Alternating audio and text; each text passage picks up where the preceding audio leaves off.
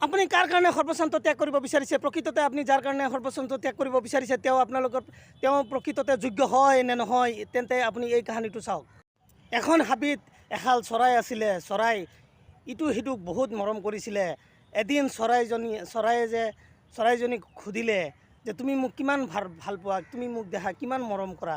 তেতিয়া চৰাইজনী কৈছিলে, মই তোমাক বহুত মৰম কৰোঁ, মই তোমাক বহুত ভাল পাওঁ, মই কেতিয়াও তোমাক এৰি থৈ নাযাওঁ।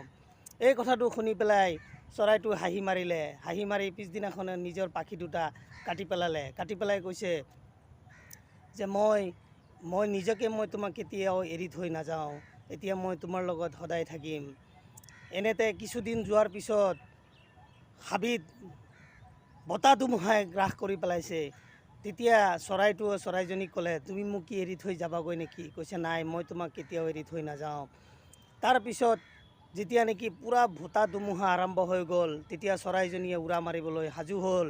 তেতিয়া চৰাইটোৱে ক'লে যে তুমি মোক এৰি থৈ ক'লৈ যোৱা? কৈছে, নাই, তুমি ইয়াতে থাকা, মই নিজৰ প্ৰাণটো বচাই আহোঁ। যেতিয়া উৰি গুচি গ'ল, তেতিয়া চৰাইটোৱে ভাবিছিলে চাগে মোক আন কাৰোবাৰ সহায় লৈ মোক উদ্ধাৰ কৰিবলৈ আহিব। তাৰপিছত বতাহ ধুমুহাৰ পিছত চৰাইটো ঢুকাই থাকিল, কিন্তু চৰাইজনী আৰু কেতিয়াও উভতি নাহিল।